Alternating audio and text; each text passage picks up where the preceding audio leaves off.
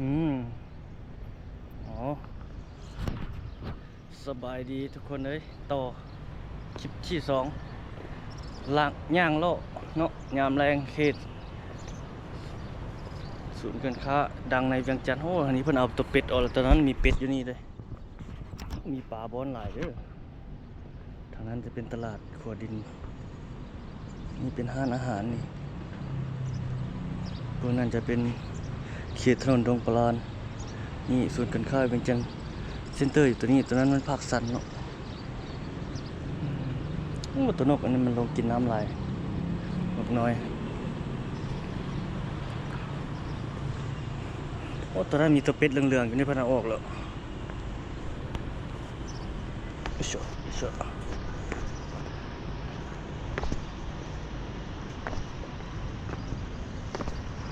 มีปลาบอนเลยน่าจะมีปลาเนี่ยปลาดุกปลาอย่างโอ้น้ำเขียว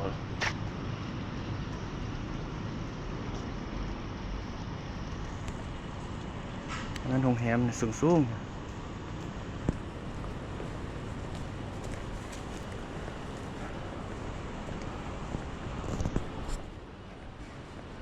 เข้าย่างตาแอเนาะโอ้เดียวฟอร์แมตความจำตัวนี้ก่อนโอเคแล้ววันนี้รอไปต่อโอ้สาวงามเข้าไป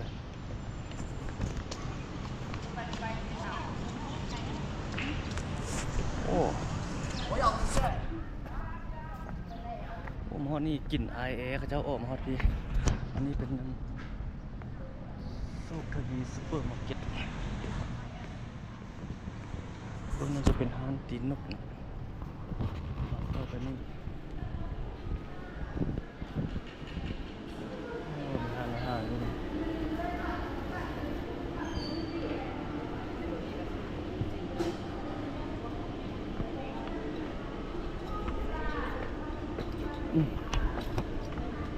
โอ้เย็นขนาดทุกคนขึ้นมาเนี่ยโอ้ตัวนั้นมีห้างนี่พระเจ้ามางออกตัวนั้นมีห้างพระเจ้านั่งเจ้าออกแล้ว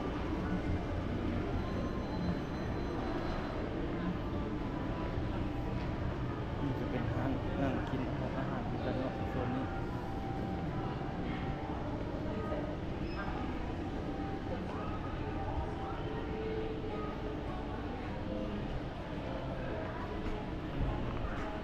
บ่ได้เข้ามาโดนเติบ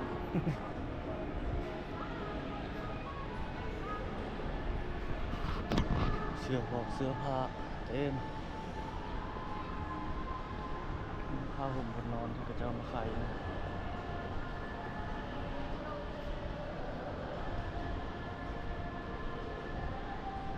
สีเราออกไปทางหน้ามันเข้าไปภาคสันย่างเลาะต่อตากแกขึ้นไปนี่ก็ได้เจอว่าสี่สันออกไปทางหน้าหายขายโทรศัพท์รถไฟฟ้ารถไฟฟ้าพอดี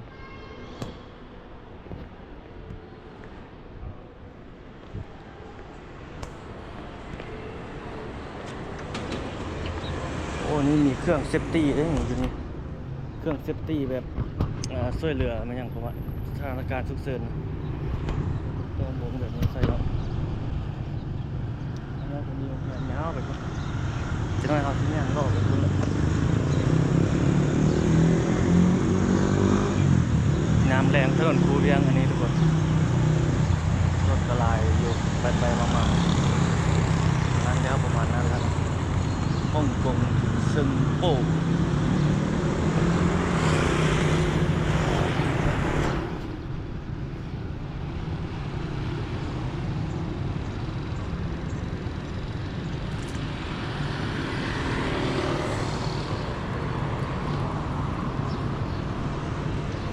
คอยย่างเลาะนี่เลยทุกคนคอยย่างเลาะตรงเดียวเผื่อบางคนบางท่านอยากมาย่างเลาะแบบนี้เนาะเขาทดลองย่างให้เบิ่งก่อนย่างแบบนี้ คลิปเอามันเดียวทามแบบยาวๆแบบคือท่านผู้ชมหมายด้วยตนเองเลยทุกคนเลยเห็นอย่างบรรยากาศสดแบบใดก็ได้เห็นอย่างเดียวเลยบ่มีการตัดต่อบ่มีการดัดแปลงภาพจริงบรรยากาศแท้เลยนอกจากว่าตัวที่เขาประกอบเสียงเพลงใส่ครับเก็บมีรถวันๆอยู่ถ้าเบื้องในประเทศแล้วโอ้คักเลยมานี่ผมเอาเลยปานกรุงเทพเลย คงเป็นเพื่อนเลยใคร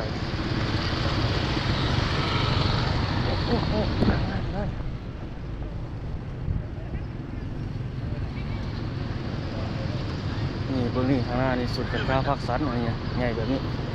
เบื้องนั้นจะเป็นสุดการค้าเวียงจันทร์เซ็นเตอร์แล้วก็ต่อไปจะเป็นโรงแรมเป็น3โซนใหญ่โซนไทยโรงแรมสูงขึ้นแล้วก็โซนเวียงจันทร์เซ็นเตอร์แล้วก็โซนนี้3โซนใหญ่ๆดงปลาลานหุ้ยยี่เวียงจันทร์แล้วนี่เขาจะโฆษณาโรงแรมตัวอยู่ดงปลาลเอาไปถ่ายตอนนั้น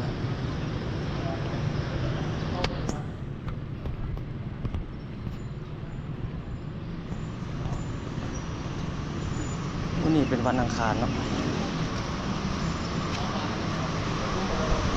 เย็นขนาดทุกคน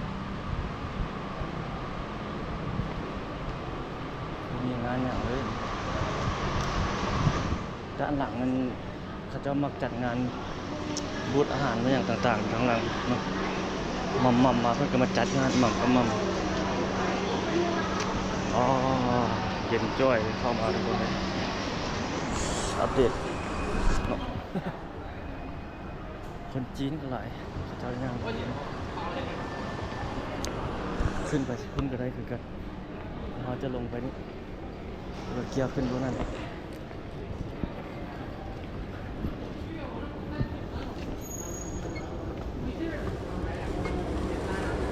ทางลุ่มเป็นซูเปอร์มาร์เก็ตกับร้านค้าร้านอาหารอย่างประมาณหลายเลยส่วนร้านอาหารนี่มีหลายร้าน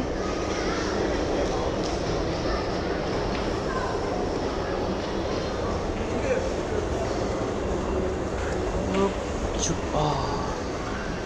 โซนแบบนั้นโซนร้านอาหาร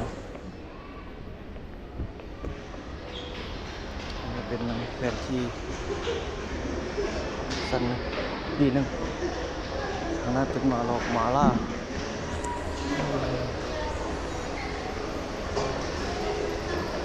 มันยาวไปพุ่นแต่เขาจะบ่ไปแล้วทางในมันก็มักจัดงานจัดอย่างเลยอาหารเต็มยกครัวมาไว้นี่หลากหลายเมนูตำนัว2 ด้านเลยนี่เป็นไง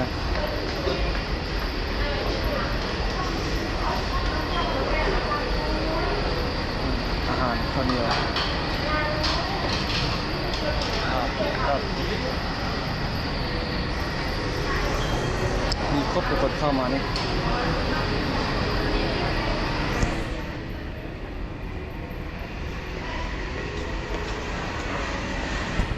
แป้งแบบนี้ก็มีสิกัน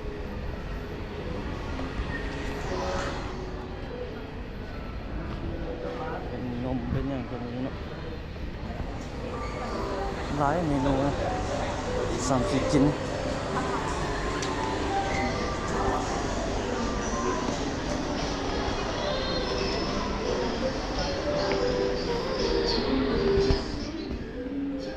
ไอติมตัวนี้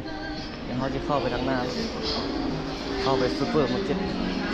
สุดแล้วนะเขาว่าที่เข้าเราบ่ได้เข้า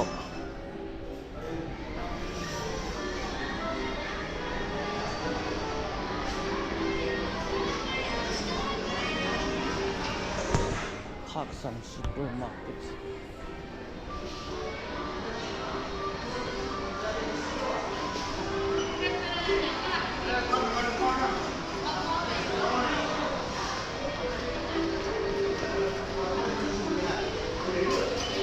บรรยากาศทุกคนเลย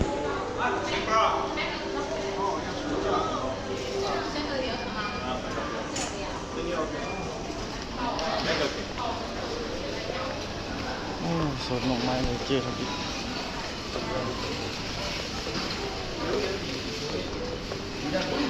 คนจีนเขาจะเข้ามาล่อหลายครับนี่เป็นสวนมะไม้แตงโมมะกล้วย139ครับมะกล้วยลาวหลาย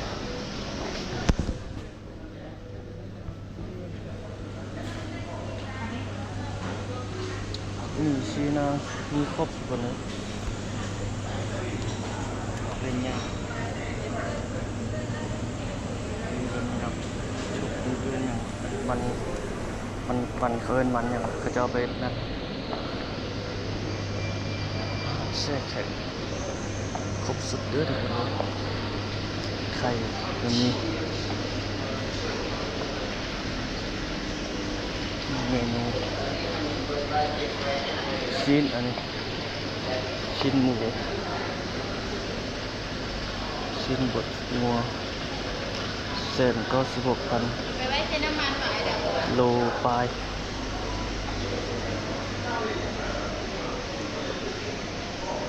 เซลมอนนี่เป็นกล่องแบบนี้ก็มี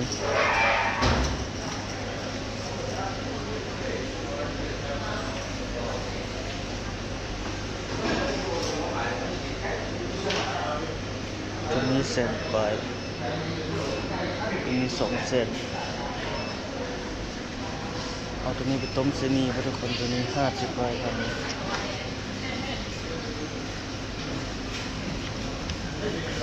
60 ปลายตัวนี้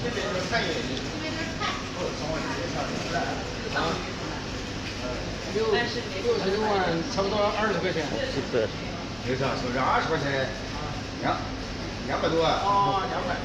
，200多了。 เอาตัวนี้เนาะนี่ตัวนึงเนาะสุบินี่ตัวนี้8,000เอาอันนี้ไปต้มใส่นี่เนาะขึ้นในมันน่าเอาตัวนี้เนาะ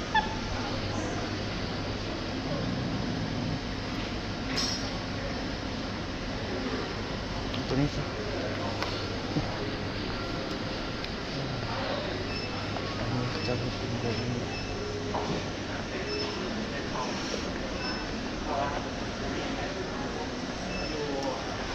น้ำจอกน้ำเจียวมีหมดนะครับเอาละตัวนี้อย่างเดียวไปต้มเส้นหมี่หมดเลย เอาไปเอาโลมาเนาะจับเอาเลย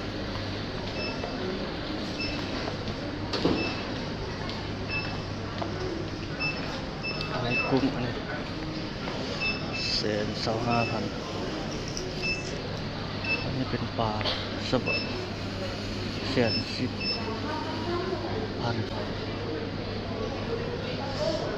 เป็นข้าวกล่องนี้ก็มีด้วย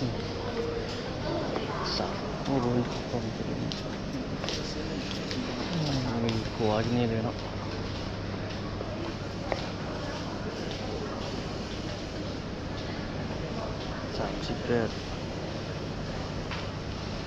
อันนี้38อันนี้40ข้าวมันไก่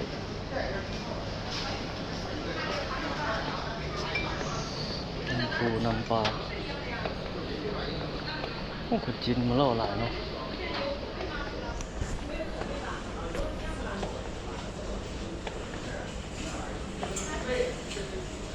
พริกข้างหลังมันมีขายหลายอย่างอยู่ด้วยน้ำปูน้ำปลาในส่วนใหญ่ก็ของไทยมีครบทุกคนอยู่นี่นะขนมของต้น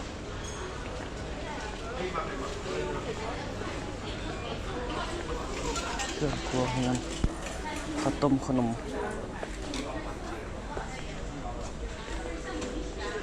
อันนี้นี่ของจีนอันนี้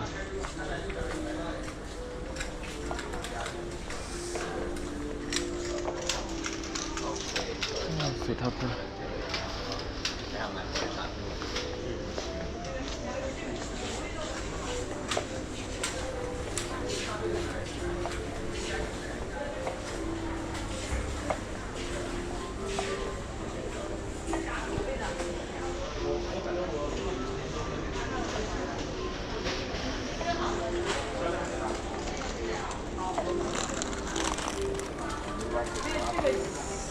โอ้อยู่ทางใดทางไหนบอก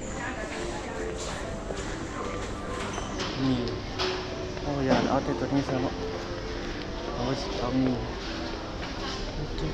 ชุดน่าจะอยู่ข้างหลังพอดีมี ที่กับบรมี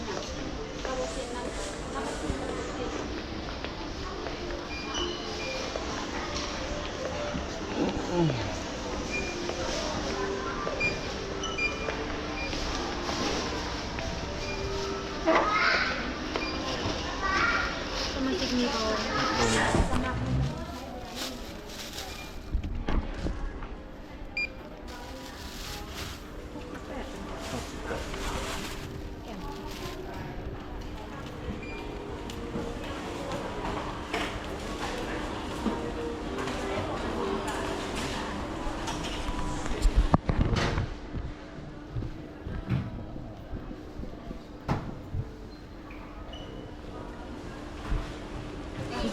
เมื่อเขาอยากเมื่อแล้ว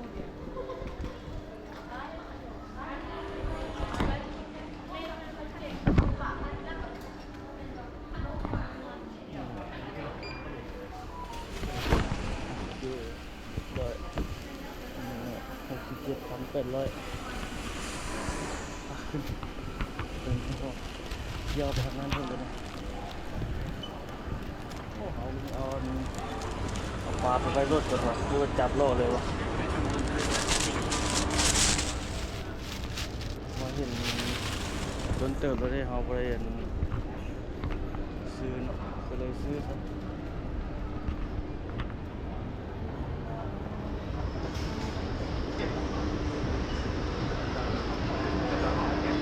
ปุ๊บ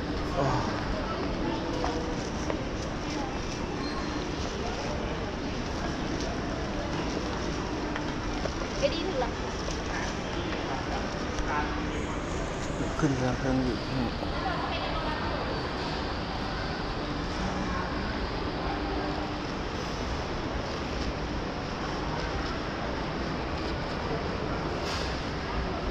เป็นร้านอาหารเป็นจีนเหรอ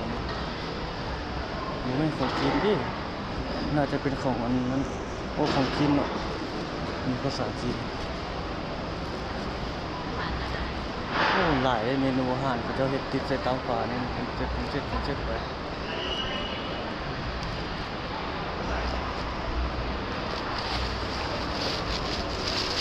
ย่างลงไปทางพวกนั้นพุ่นบ่เนี่ยเมื่อกี้ลืมซื้ออัน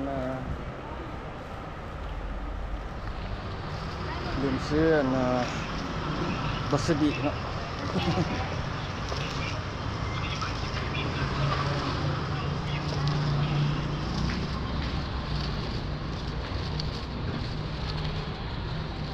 ว้ารถจักรนี่จอดเต็มเลยทุกคนเลย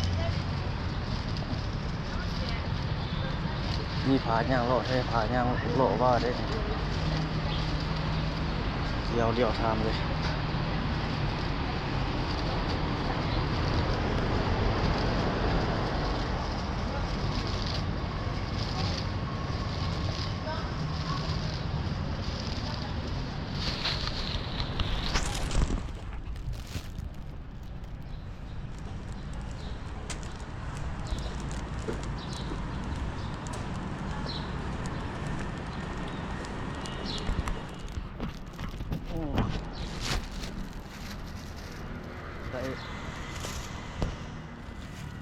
ปลาแซลมอนแต่ว่าบนเป็นซีนสดแต่คนนั้นเป็นซีนแบบกระดูกมันบ่หรือว่าเป็นอันแบบไขมันพื้นท้องบ่เป็นอย่างประมาณนี้นะกระดูกติดซีนมาเส้นซะเอาไปต้มแกงต้มส้มต้มอย่างโอ้คักเนาะต้มใส่หมี่บ่ต้มอย่างโอเคอยู่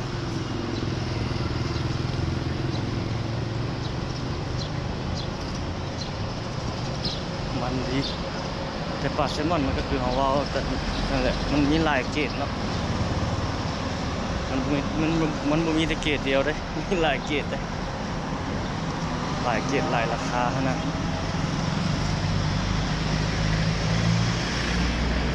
เขาย่างไปข้างหน้าแล้วก็ชี้ไปต่อทางนั้นพุ่นเลยนี่อันนี้จิฮิวไปเลยจับแบบนี้ไปก็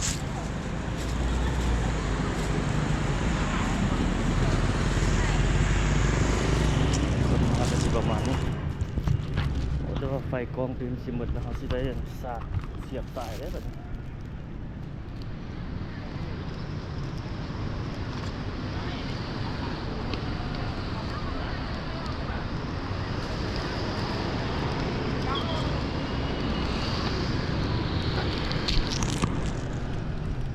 เบิ่งยาวๆเรียวไทม์เลยทุกคน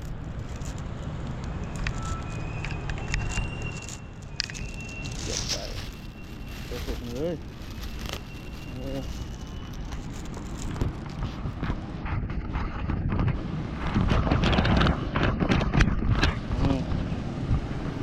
ลากไปทำเลยแบบนี้โอ้โห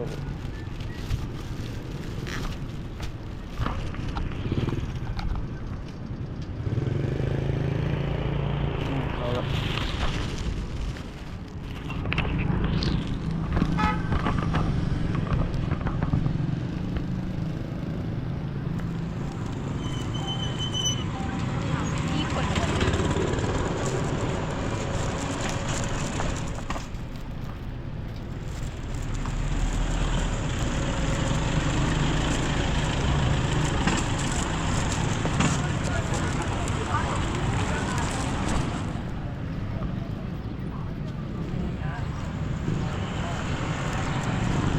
ไปต่อตัวนั้นชีได้ยังไปกินอีกวันนี้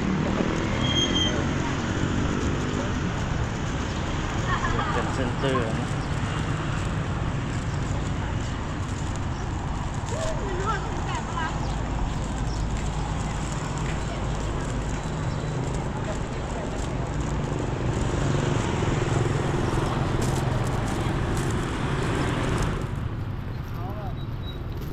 ก็ต่อไปข้างหน้าเขาก็เลย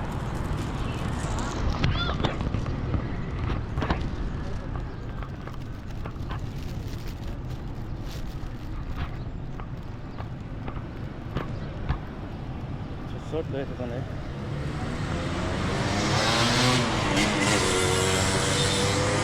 ได้เบิ่งแบบเดียวทำยาวๆเต็มๆเลย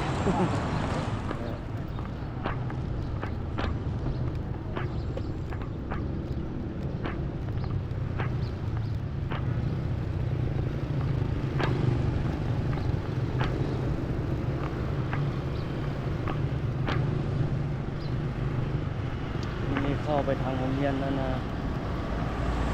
ถนนสมบูรณ์เสียวัดนะตรวจเอาเขตโม่ตรวจเรียน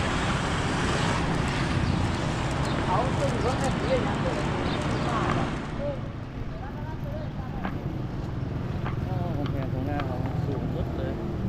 หลายสั้นอยู่ต้องรั่วจะสั้น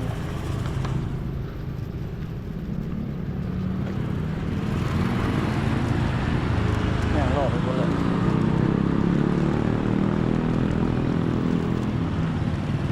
ข้ามทางไปตรงไหนโอ้รถนี้รถจักรยานท่องเที่ยวเลยติดดูแบบนี้แหละเข้าไปยังนี้สดบนหนองน้ำเขาเปิดคลิปนิด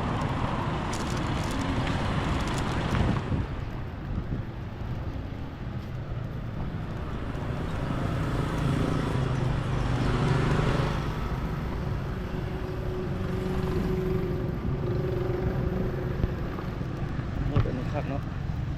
เคลื่อนที่ง่ายรถท่องเที่ยว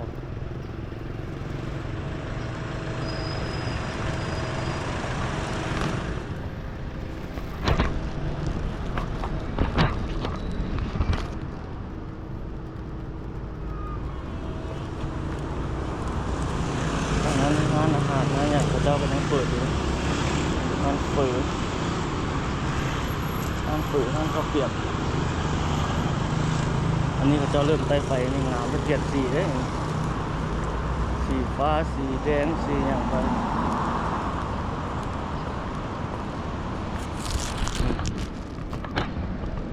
ลองยืดให้ก็เปลี่ยนสีแล้วรถเติมพี่จะเปลี่ยนประมาณ 2-3 นาทีสีฟ้าสีแดงสีนั่นไป 2-3 หลายเติมสีอยู่นะอันนี้เขาเจ้ายังบ่ทันเปิดเท่านี่แต่โรงแรมมันเปิดโซนนี้มี3โซนคือเว้าเนาะ วียงจันทน์เซ็นเตอร์แล้วก็ภาคซันแล้วก็ตัวนี้3โซนใหญ่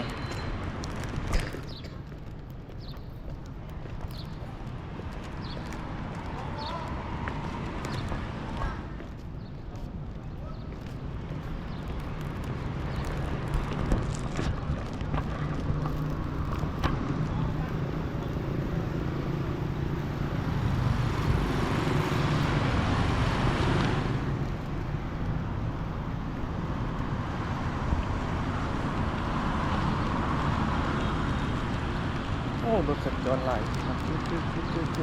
ถนนปูเรียง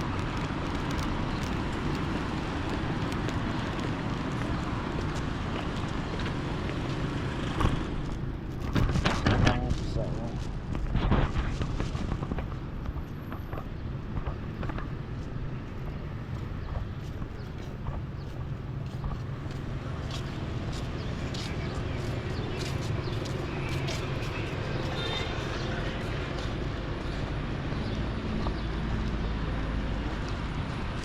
โอ้ฮอนเลยทุกคนเบิ่ง เหงื่อเต็มหน้าเลยฮอนเติบเลยอย่างโลกเวียงจันทน์ยามแรงเขตแลนด์มาร์คใจกลางเมืองเลยเอาล่ออยู่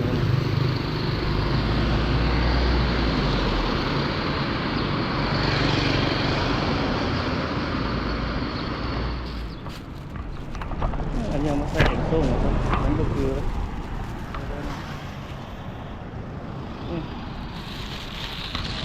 ได้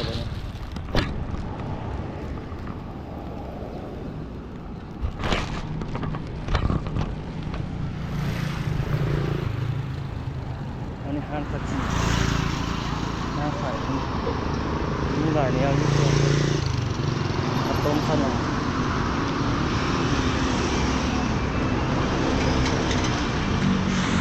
หนังแบบนี้เนาะ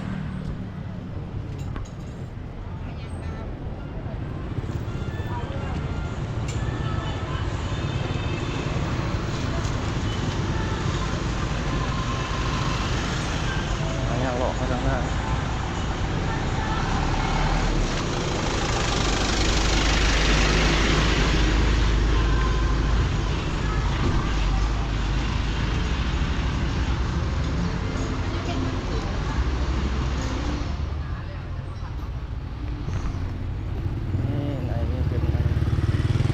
สถานี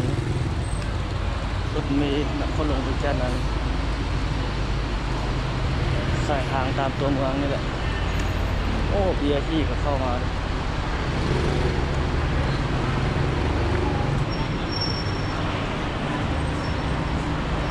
มีทานสูเบียร์ที่กับคนมาลงนี่คือกันมาแต่สีไข่ด้วยนี่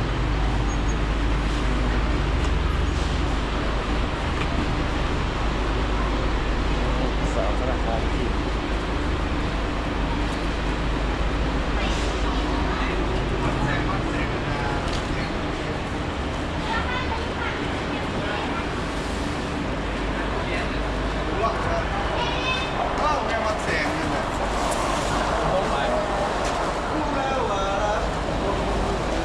ข้างหน้ากับเบียร์ที่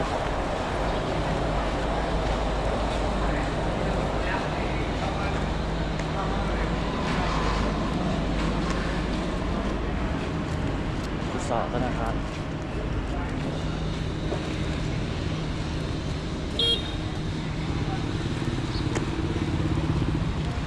เข้าไปทางหน้าครับ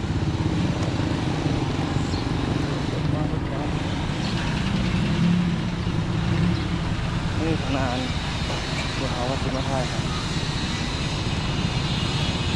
ทางนี้เป็นพวกเบียร์ที่ก่อนก็จะมา เฮ้ยน้า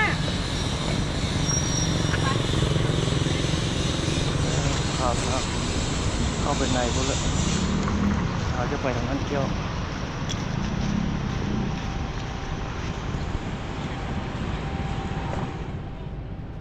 เบียร์ที่เพิ่นมาเล่นคิวอยู่นี่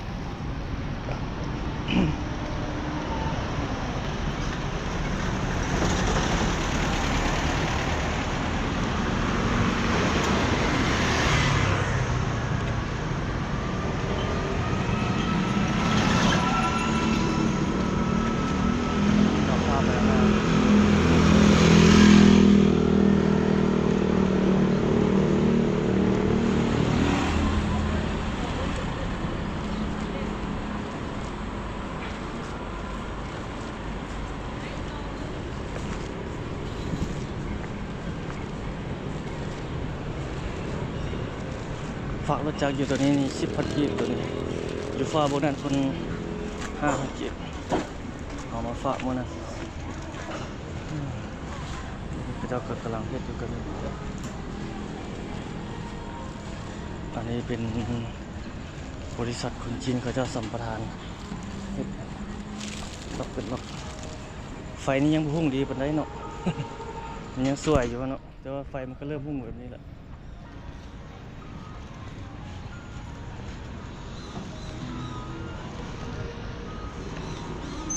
มีหลายแนวเด้อของกินคนขายอยู่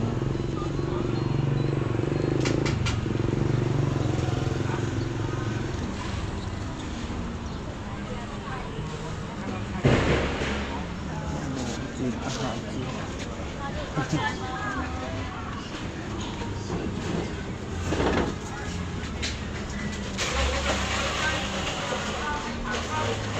ส่วนพวกนี้ที่อาหารหลายเลมอนดองน้ำผึ้ง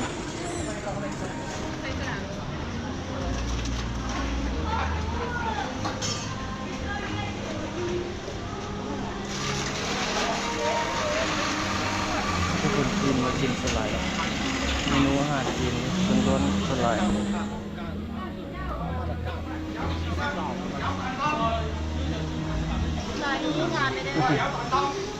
เสร็จแล้วหลาย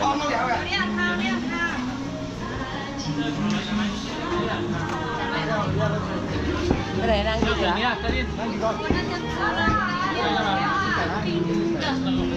๋ยวเราทำ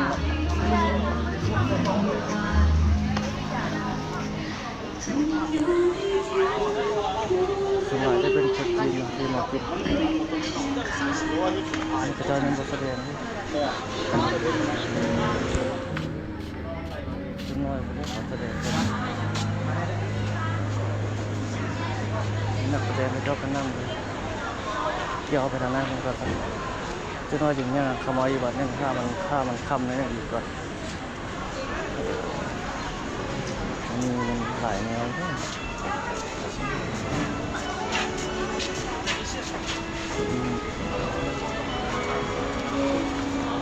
เซฟคนจีนเลยเซฟคนจีนมาดูเลย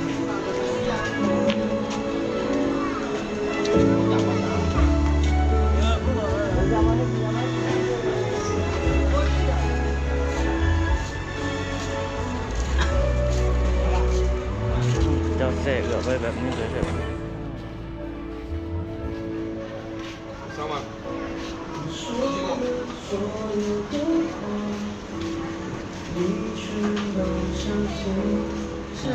เป็นไม้ครับเดือนหยำจีนเราก็แล้วมีหลายแนวเนาะข้างในจะมีจังน้อยคนได้คนหลายตอนนี้ยังไม่ทันหลายคนเลยเดี๋ยวนี้เป็นเสือ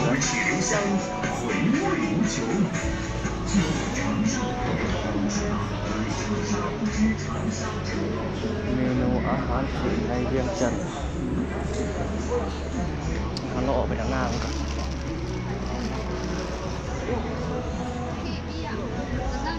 หมดไม้ก็มีแบบลาวก็มี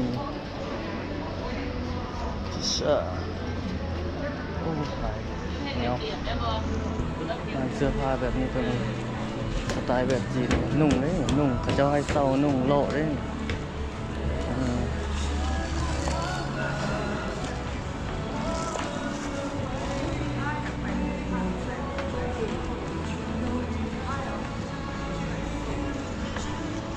ส่วนหลายไม่ได้คนจีนที่เขาจะมาเลาะซื้อนะทุกคนคนลาวเขาก็มีอยู่เนาะผู้ที่อยากลองกินนะแบบอยู่สั้นเกี้ยงเลยทุกคนเลย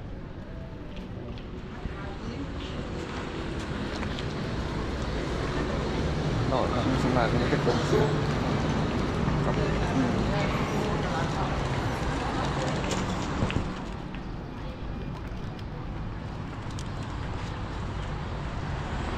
บอกว่าสิไปฮอดประตูไซอีกบ่ทุกคน ย่างเนาะมาเบิ่งเงินถนน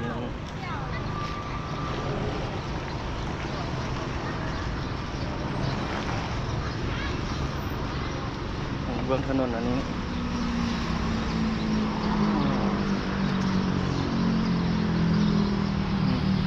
ถนนล้านสร้างงามอะไรเขาเปิดเป็นภาพมุมกว้างอันนี้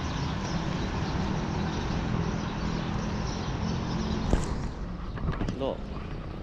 ใจกลางเมืองโลกห้างทางก็ได้แต่อันนี้เนาะ จะน้อยจึงมาถ่ายอันนี้ไหมคนฟ้อนครับ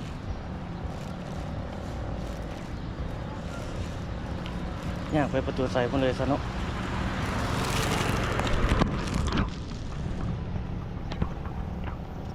แหล่งวันนี้ที่เวียงจันทร์บ้านเรามื้อสุดท้ายของเดือน3ทุกคนนี่วันที่31เดือน3 2026นี่กดฝากรถอยู่มีกฎระเบียบแบบนี้เลย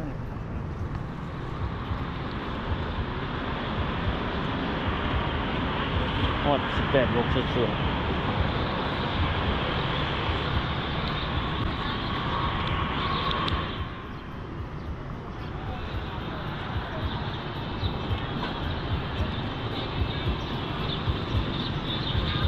ย่างไปประตูซอยแล้วย่างกลับมาพอดี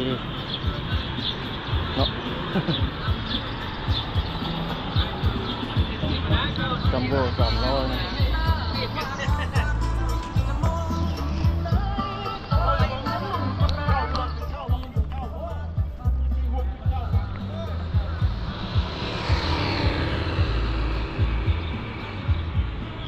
ตึกตัวนี้ก็เจ้าให้เศร้าเลยสูง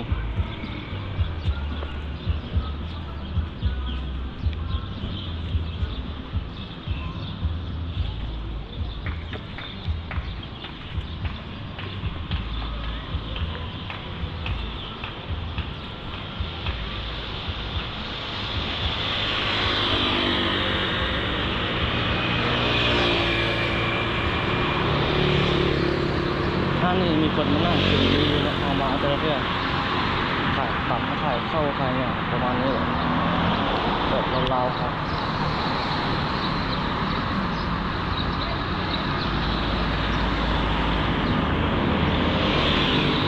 ขายตับ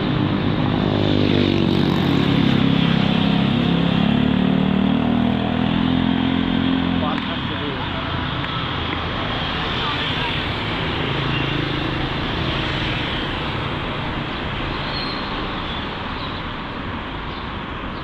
นี่คือบรรยากาศสดอยู่ถนนลาดสร้างใจกลางเมืองหลวงของเวียงจันทร์บ้านเขาทุกคน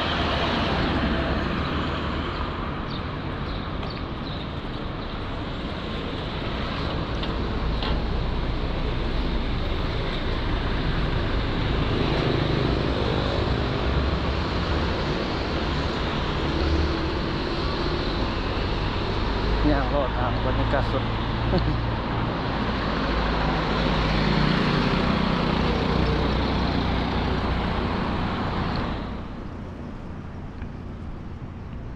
ไปหอดประตูใส่ไปเลยทุกคน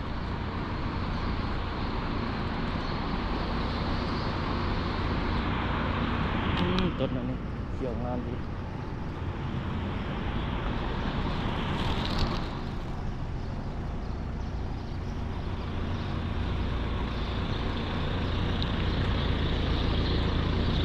โอ้เฮาแยกออกมาตั้งแต่สูบกันก้าผักสัตว์17 เซนเตอร์ไปหอดประตูใส่ตั้งออกกำลังกายทุกคนเสียงนกหลายเนาะนก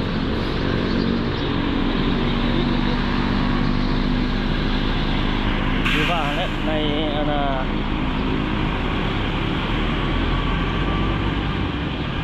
ในติดอันดับในอาเซียนเนาะเป็นตัวเมืองแบบสีเขียวนะยังหลายอยู่ต้นไม้ใบหญ้านะอย่างบ้านเราต้นไม้นี่ก็สำคัญเลยทุกคนมันจะดูดออกซิเจนเนาะจะให้มันซุ่มเย็นถ้ามันบ่มีต้นไม้นี่แม่เขามีแต่ซีมังมีแต่ตึกอาคารนี่โอ้ฮ้อนได้ทุกคนเลยมีต้นไม้นี่นำมันจึงเย็น จึงซุ่มเย็น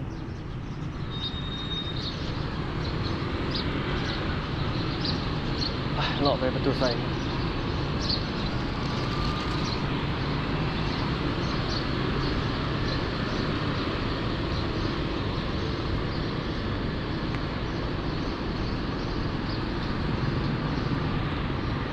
เดินย่างเขาย่างทอดประตูไซแล้วบัดกลับมา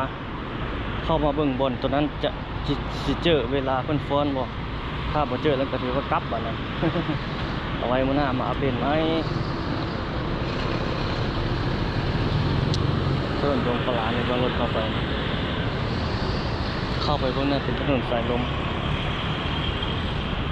เบิ่งรถมาจะมาทางประตูไซนี่คือบรรยากาศสดเวียงจันทร์บ้านเฮาย่างเลาะมาทุกคนนะย่างตะโต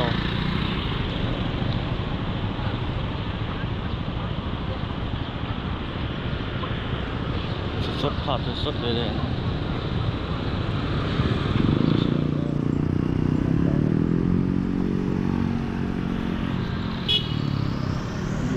เดี๋ยวบางคันก็ไป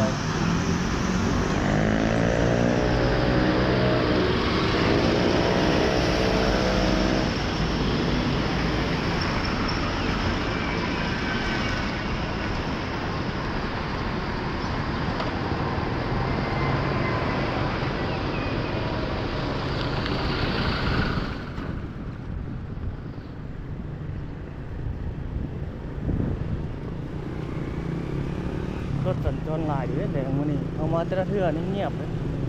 มื้อนี้ถือว่าหลายเบิ่งรถ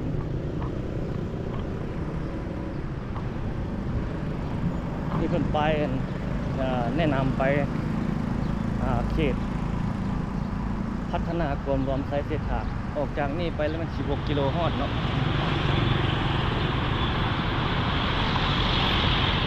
เป็นเขตอุตสาหกรรมหมองม่วงนี่เป็นหมากใหญ่แล้วเอามาเมื่อนั้นยังน้อยอยู่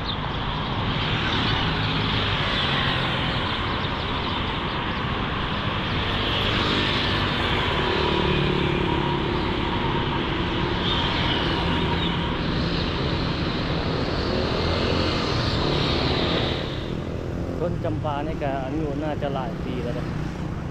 จากต้น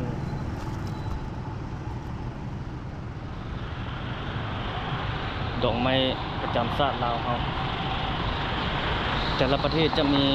ดอกไม้ประจำเป็นเอกลักษณ์ประจำชาติของตัวเองเนาะลาวเขาแล้วมันเอาดอกจำปานี่เป็นดอกไม้ประจำชาติ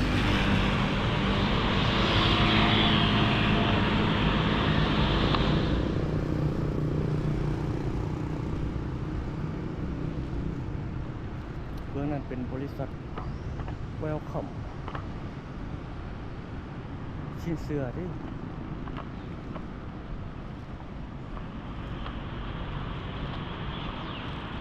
เดี๋ยวเขาเศร้าชิ้นเสือเราทางหน้าคือประตูไซเวียงจันทร์ถ้าผู้ใดมาฮอดเวียงจันทร์แล้วบ่มาเบิ่งประตูไซกับท่านหลวงนี่ก็สำกับบ่มาฮอดเวียงจันทร์ละบ่มาเช็คอินประตูไซแล้วสำบ่ฮอดเวียงจันทร์แหละ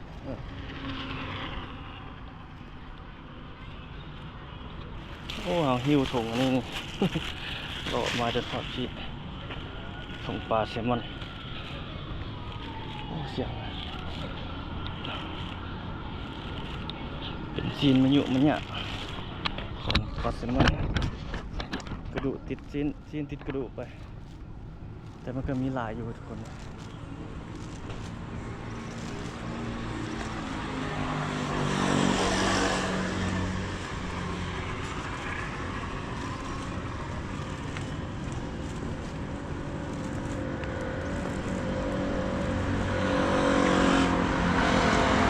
ใกล้หอดประตูไซเลยแล้ว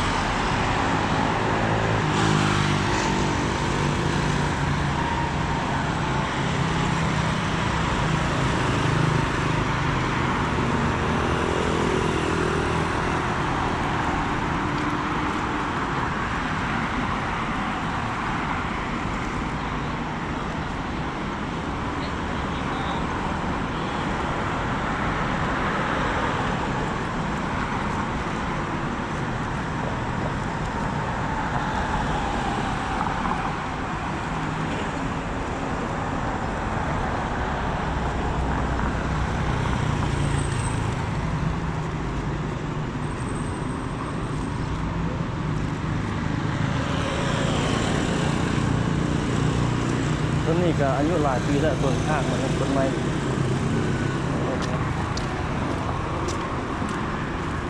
ผมมันอยู่ตั้งแต่เกิดในเวียงจันทร์เอาพวกเลยก่อนนะ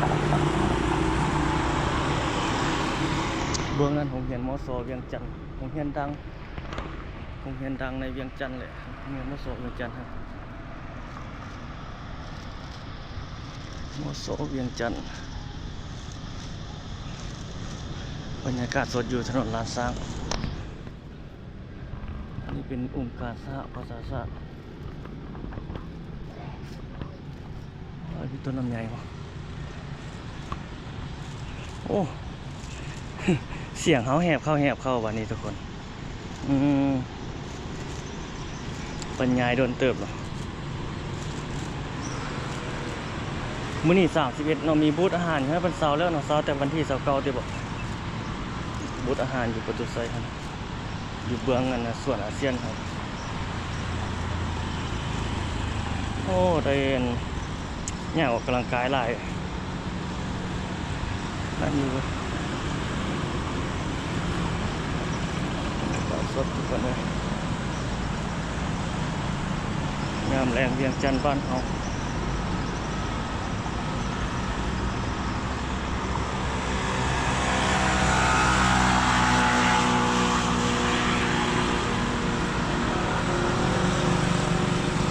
โอ้ตำรวจจราจรเป็นทำเลย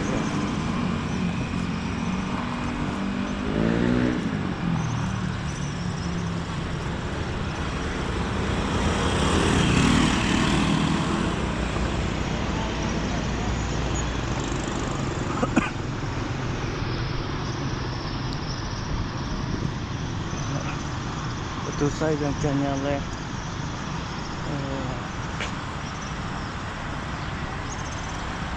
ตัวนี้เป็นส่วนอาเซียนตัวนี้จะมาแต่ทางถนนหนองบอนทางในนี่หลายแนวคนขายอยู่นะครับอาหารการกินข้าวต้มนมเนยน้ำบกน้ำหวานเนาะโอ้นกฮองนี่หลายจิ๊บเลยนกฮองเงี้ยขอกันไปนกนั้นออกซะแล้วอะไรแหละนกเอ็นน้อยหลายเนาะยวนตัวไซขนาดมันบินจิ๊บ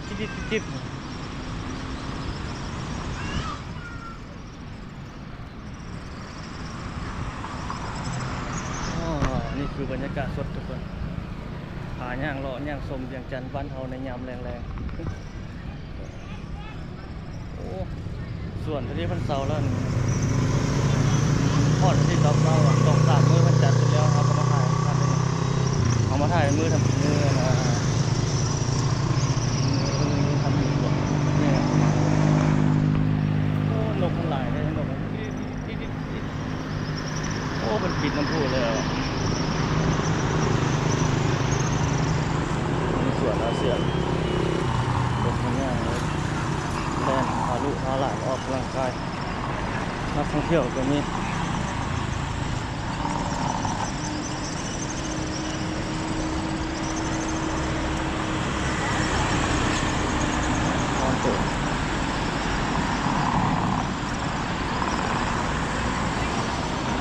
ทางส้นบนนั้นเป็นเขาสังเกตเห็นมีเส้น2เส้นจะมีตึกอยู่ทางหน้าเขาประมาณ3ตึกเป็นตึกสูงนะทุกคนตึกสูงตึกโครงการ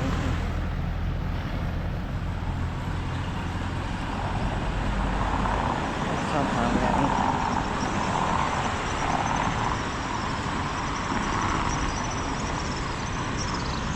นี่ยผมไปเที่ยวทางนั้นเราจะข้ามทางเข้าไปทางนู้นนั่น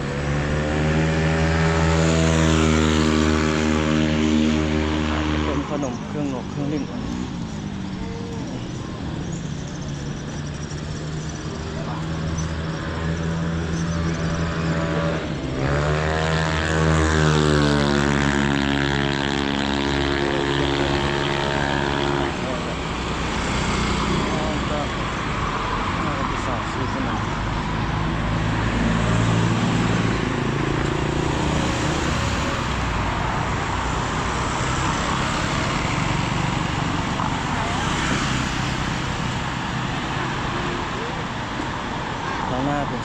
เปียที่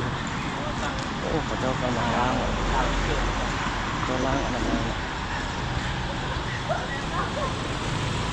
เจ้าอันนั้นเลย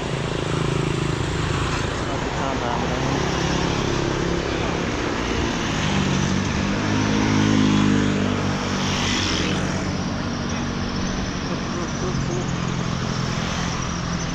โอ้เสียงเพลงติดแล้วจะน้อยคนละคนยิ่งเปิดเติมนะ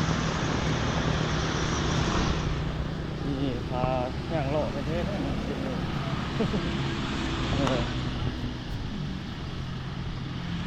คือวันยาวสมควรแล้วคลิปของเขาเรียวไทม์คือเอาว่าแหละคือกับท่านผู้ชมมาย่างโลกเอง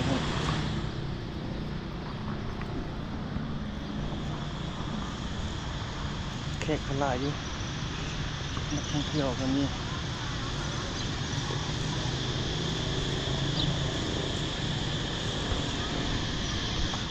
เกี่ยมย่างเดียวกับขึ้นไปทางตลาดเช้าคือเก่าเลยบัดนี้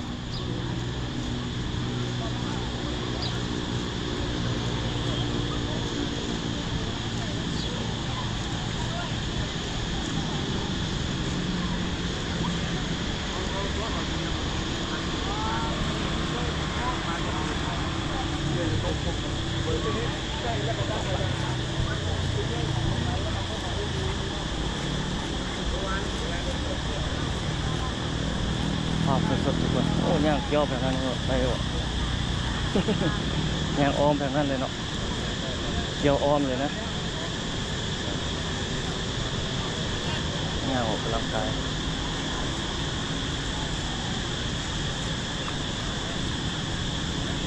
จุดนี้เขาจะฝากรถเป็น5,000 กีบ2,000ต่อ1 ครั้ง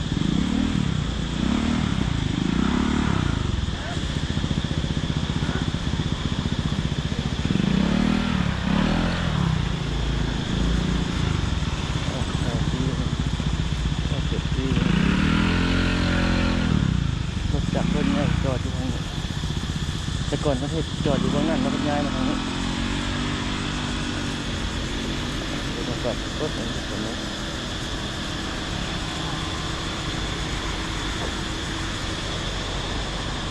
เนี่ยโอนอย่างนี้ต่อยาวเลยป้ายโฆษณาเข้าไปขึ้นถนนข้าวสารจริงหาซอดออกท่าหลวงก็เลย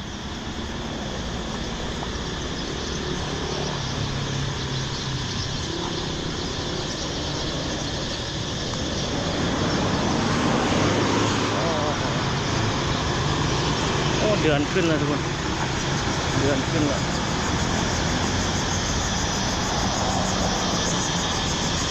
โอ้เสียงจักจั่นฮอง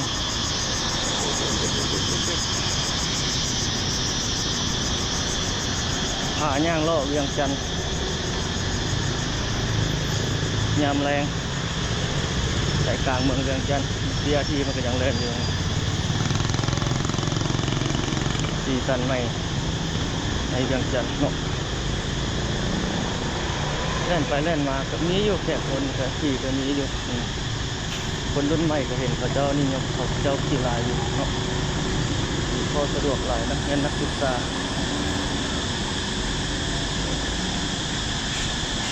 คือว่าแต่เกิดทับยิดนี่คนลาวเขายังบ่นนิยมใช้รถสาธารณะหลายเกินไปนะในเมืองนะส่วนหลายจะใช้ข้ามต่างแปลงนี่มีหลายคือไปซ้ำเหนือบ่เสียงขวางบ่ตรงทางใต้บ่มันอย่างประมาณนี้นะนั่นแค่ปกตินี้อย่างนั้นแต่ว่าอยู่ในเมืองนี่ส่วนหลายก็จะใช้รถส่วนตัวไปแต่มีเบียที่มานี่ก็หลายคนก็ยังบ่ลึงนะคือหมู่เขาเจ้าค่อยนี่เมารถเมาแอร์นะขี่ก็บางคนก็ขี่รถมันบ่มีแอร์บ่เมา บางคนนี่เมาได้ขี่รถมีแอร์เนาะมันเป็นรถหรูรถมีแอร์คือจัมโบ้เนี่ยโอ้เย็นสบายสาวนาแล้วแหละเดือนนั้นไปทุกอย่างคือการปรับตัวทุกคนเลยมีตึกหนึ่งอยู่ห้านตึกหนึ่งก็ประมาณ3 ตึกอยู่แถวนี้ขึ้นมาตรงนี้จะเป็นหอกเกี้ยวมาทางนี้แหละส่วน ก่อนจะใส่หางย่างอ้อมโลดผ่านข้างย่างโลดออกกำลังกายทุกคนก็ได้ช่วงหนึงท่านขี่รถจีบมันแรงทุกมื้อก็ถือว่าโอเคได้มันรถจีบก็เทละ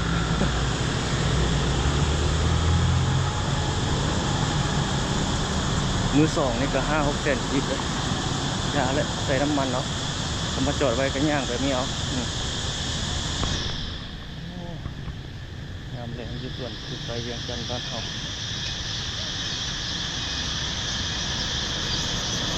โอ้โดนเติมหอย่างมานี่หลายเติมนาทีเนาะ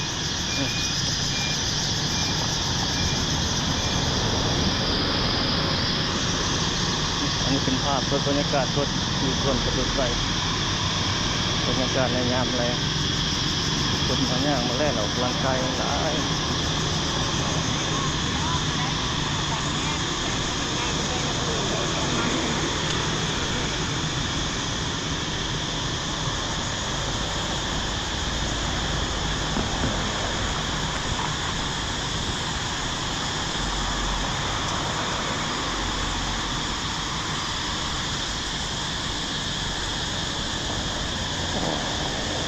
เสียงคอจนแหบทุกคน เจ็บคอก็บาดเนาะ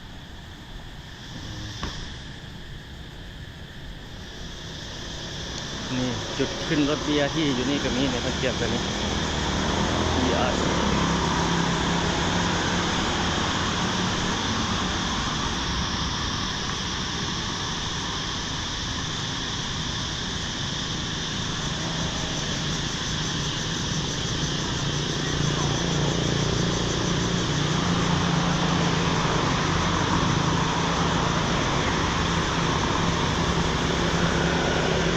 เริ่มมืดแล้วก็แสงไฟหลายแล้วแบบนี้สวนประตูไฟ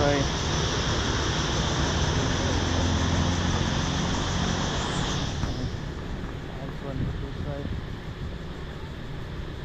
เข้ามาเวียงจันทน์นี่มัน 2,000 เท่าไหร่ทุกคนได้10 ปลายปีเข้ามาล่ออยู่เวียงมาเฮ็ดเวียกอยู่เวียงแต่บ่มีหยังทุกคนเลย ใช้ชีวิตอยู่ในเมืองบ่เจอช่องทางที่มันโอเคปานใดนะบางคนมาอยู่นะเขาเจ้าก็ไปที่ช่องถือทางก็รวยไปหมดเอาแล้วพออยู่พอกินแบบนี้โอ้นี่เป็น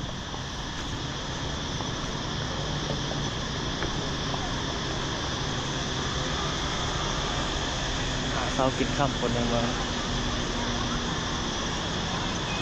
คืออยู่บ้านนอกบ้านนาของนี่เชื่อกลับบ้านไปนี่คนเขาจะอยู่บ้านนั้นรวยกว่าเท่าละเรื่องนั้นเป็นสำนักงานนายกรัฐมนตรีโอ้ทางนั้นจักจันห้องลาย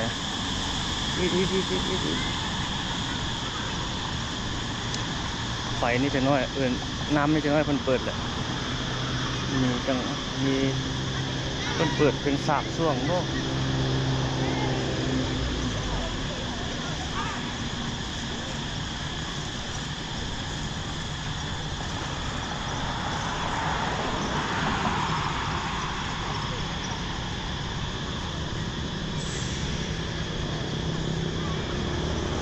ฝนก็หลายอยู่ทุกคนเลาะใจกลางเมืองนี่บ่ได้ยินเสียงแกรถเลยอยู่บ้านเฮาเป็นเอกลักษณ์เนาะอยู่แบบบ่เร่งบ่รีบบ่ร้อนเกินไปคนในเวียงเฮานิสัยของเราเฮายังแบบนุ่มนวล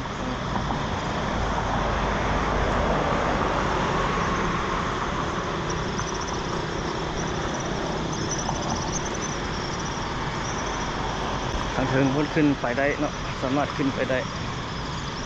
แต่ว่ามีโมงเนาะ4 โมงแดงนี่ก็น่าจะปิดละคนลาวเขานี่5 กีบแล้วขึ้นไปแต่ก่อนนี่อยู่ในมีขายเครื่องแบบเสื้อผ้าเป็นเอกลักษณ์แบบเอกลักษณ์แบบลาวแต่ตอนนี้บ่มีแล้ว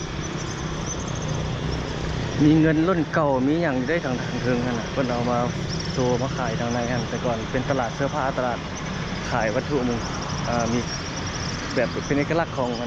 ลาวเฮาเนี่ยอย่างประมาณนี้นะขึ้นไปแล้วก็คือนั้นลงมานำครับ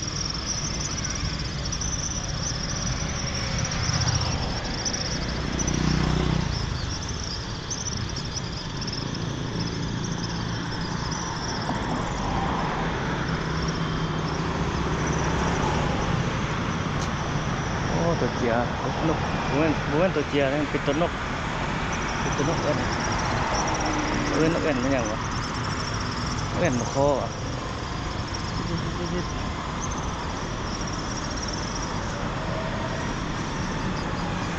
นักท่องเที่ยวก็หลายบรรยากาศรถข้ามทางมานั้นได้แบบเกี่ยวไปแล้วนะรถมาหลาย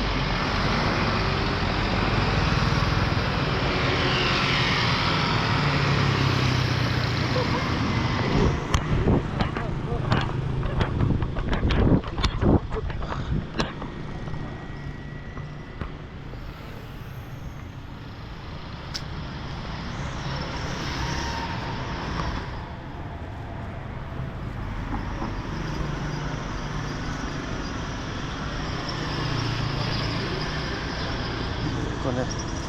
อย่างจันทร์บ้านเฮาในยามแรงนะ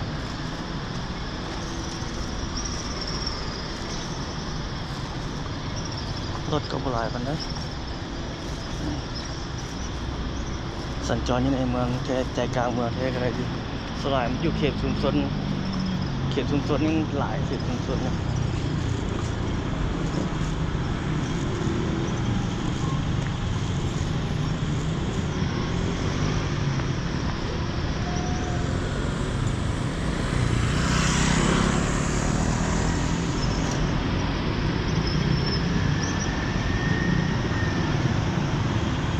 เมืองนี้ออกมาที่บ้านนู้นพุ่นแหละบ้านคำสวัสดิ์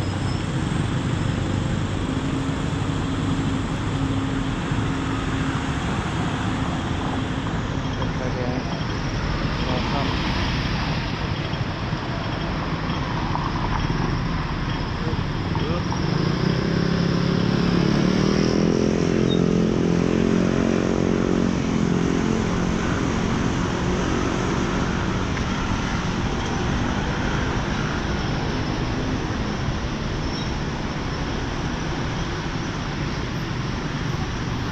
โอ้ยาวสมควรเนาะทุกคนคลิปของเขา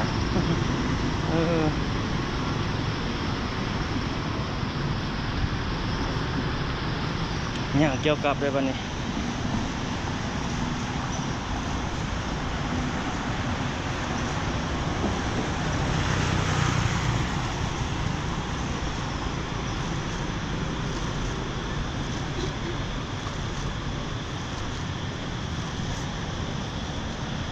ประมาณนี้ทุกคนจะน้อยจะไปชมต่ออยู่อันบนเฮาถ่ายตลาดกลางคืนต่อตลาดจีนตลาดกลางคืนนั่นว่าที่เห็นทุกคนบ่นี่อันนี้ฮะจ้างมาใกล้ฮอดตึกตลาดเช้าแล้วทุกคนบัดนี้ไปเบิ่งเนาะว่าเขาสิเฮ็ดเพิ่นฟ้อนเพิ่นเต้นบ่ เป็นเอกลักษณ์แบบจีนก็บ่แม่นจีนแท้แบบ12ปันนามันหยังประมาณนี้บ่เนาะผสมแบบแบบ12ปันนาหลายก่อนนั่นน่ะตอนนี้ก็ไป7 โมงน่าจะมีแล้วบ่เสียงนกมันเอียงฮ้องเครียกนกเอียงห้องจนหลายนอนที่ไหนเนี่ย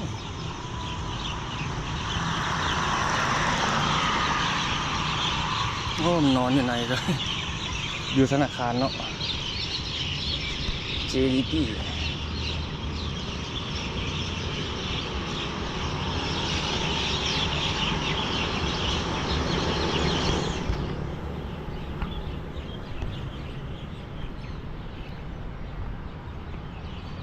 รถเที่ยวหลายกลางคืนก็ได้ยังรถห้องเชิงเลยจี๊ดขึ้นไปนอนนี่เถิง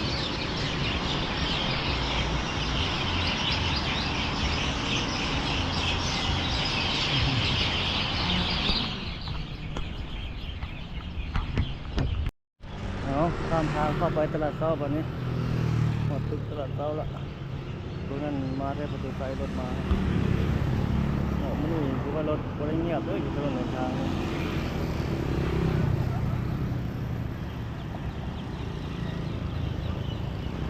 เดี๋ยวขึ้นก็ข้ามทางก็ไปเลย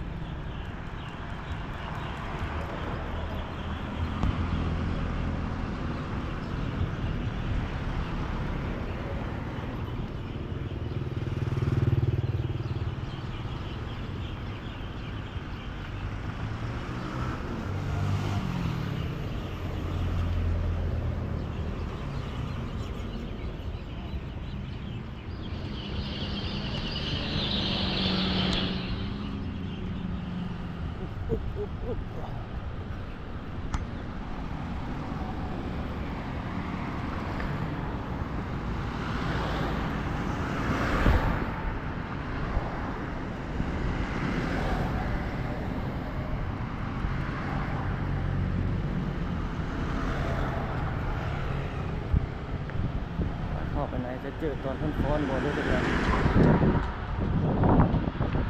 ที่ไปยังฟ้อนครับมันบ่เจอ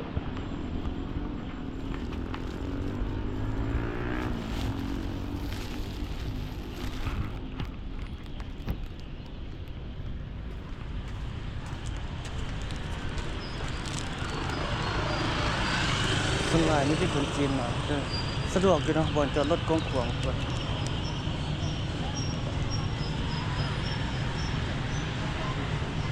เจ้ากำลังฟ้อนอยู่อย่างเนาะไม่ออกบ่เจอ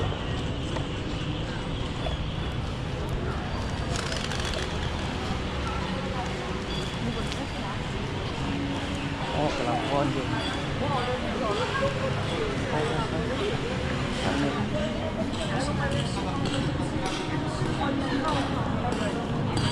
โอ้โหฟ้อน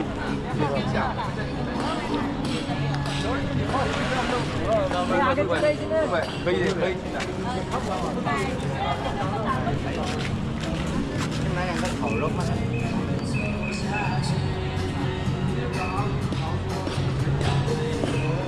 บ่เจอแล้วก็ยาแล้วโอ้บ่เจอ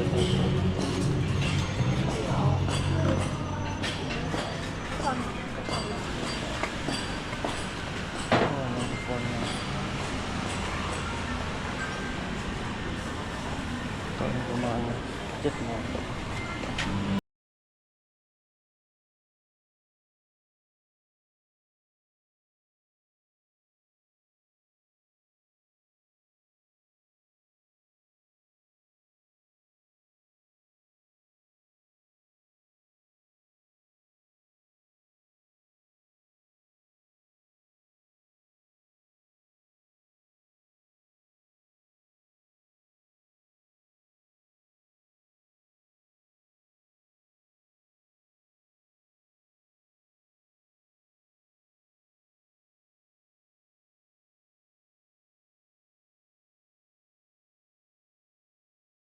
ขออนุญาตสวัสดีและกันขอต้อนรับทุกท่านเข้าสู่การเลี้ยงจากตลาดบางแสงสว่างศูนย์รวมอาหารล้าวจีนหม่อนเลี้ยงของเราแรงเบอร์นี้นะครับและท่านทุกท่านทั้งหลายที่เป็นพิธีกรในการที่ขายนี้ขอบคุณค่ะและสำหรับที่มาเป็นสถานที่ระเบียบในเดียวในนักขบวนเลี้ยงจากทีมรวบรวมอาหารล้าวจีนและยังมีการแสดงข้อเพลงศิลปะจากประเทศลาวและประเทศจีนมาทุกท่านได้เข้าชมได้ตลอดทั้งคืนนี้แล้วสำหรับเวลานักแสดงของเขาคือแสดงจะเป็น7 โมงครึ่งเป็นต้นไปถึงตอนนี้สำหรับท่านในงานให้คณะกรรมการสามารถที่จะได้ทำสถานที่ให้ผ่านได้ใส่ยังจะบอกได้เลยว่าสำหรับตลาดหรือว่าในค่าอาหารของเราเริ่มตั้งแต่17 โมงหรือว่า5 โมงเป็นต้นไปให้เราเริ่มสำรองอาหารทานแต่ได้ที่บอกว่าห้องอาหารหลายกว่า1 ชั่วโมง5 โดยใช้ได้เรากำลังพัฒนาอาหารเราจะอาหารดีและที่ทำให้สิ่งที่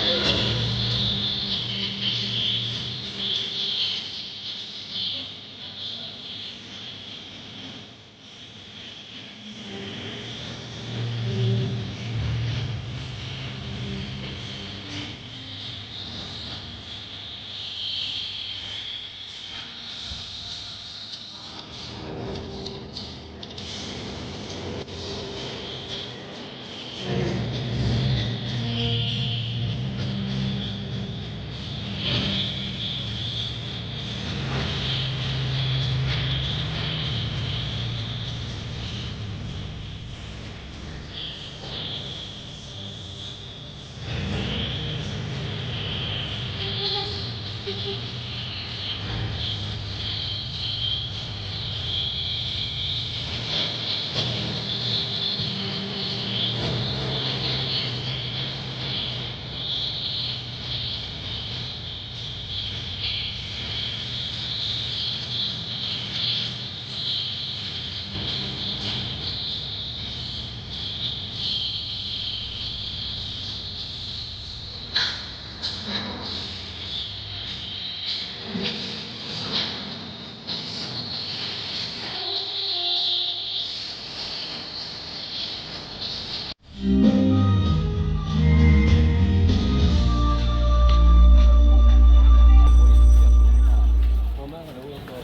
ะที่คือบทฟ้อนอันหนึงวันนี้แห่งแม่น้ำหอม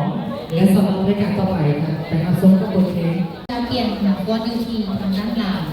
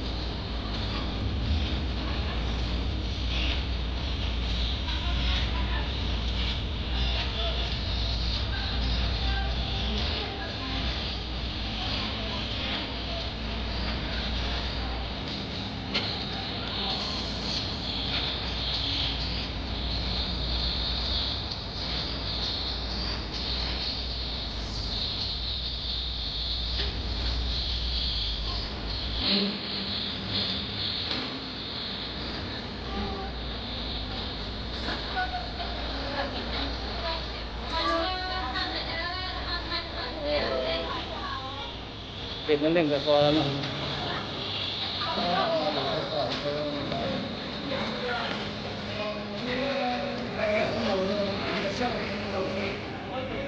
ไปแล้วออกไปแล้ว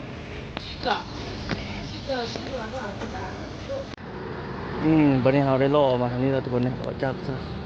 จุดนั้นมาแล้วก็ยังมีรายการฟ้อนหลายแนวอยู่เดี๋ยวเอาไว้มื้อหน้าทุกคนเราเข้าไปในซื้อน้ำสามะนาวในจอกหนึ่ง19,000 กีบโอ้โหแพงสมควร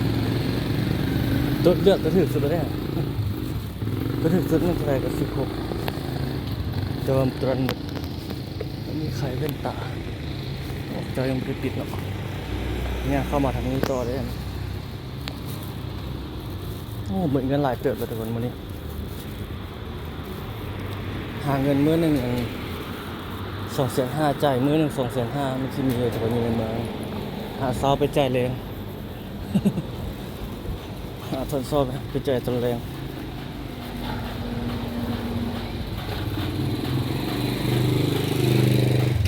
ว่ากล้องของคือมันเป็นแบบนี้แต่ก่อนคือมันเป็นมีเขตตลาดดังนี้เจ้าเฮ็ดใหม่ตลาดหนองจันทร์เขาเจออีเวนต์เขาเจ้าก็เปิดแล้วตลาดหัวดินตลาดหนองจันทร์ตอนกลางคืนประมาณนี้เลยทุกคนอยู่เขตนี้นะตอนนี้7 โมงปลาย17 นาที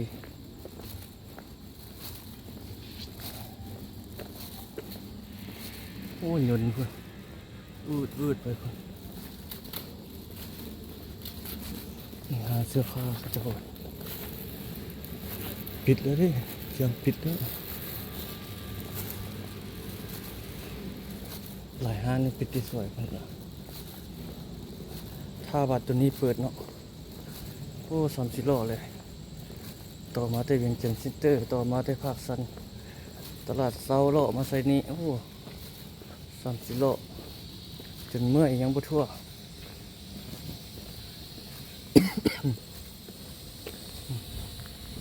กำลังใกล้จะเลี้ยวแล้ว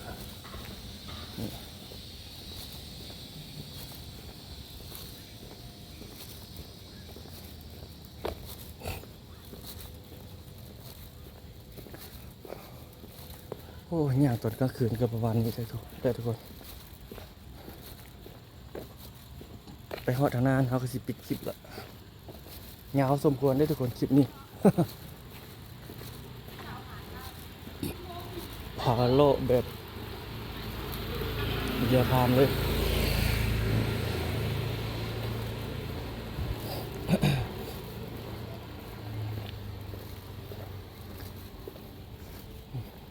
ตอนกลางคืนประมาณนี้สูงๆให้เป็นโรงแรมพระเจ้านะของนักลงทุน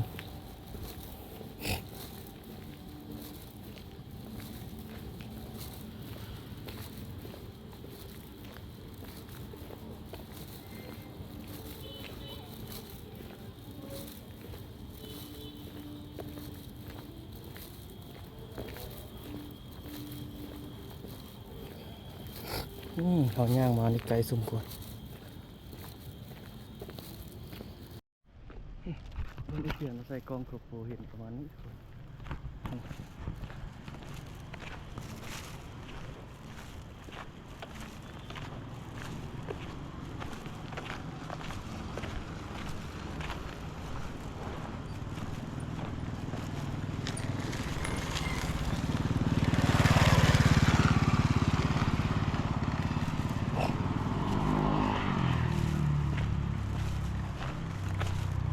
อุณเขาเห็ด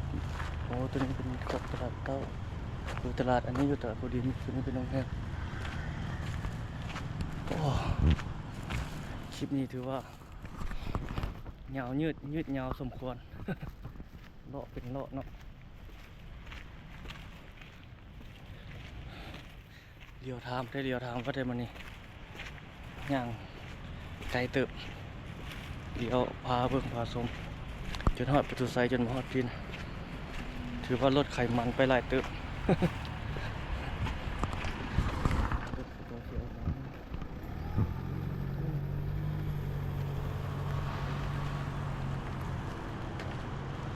นี่ไปซอดใส่เทิร์นคูเวียนพุ่น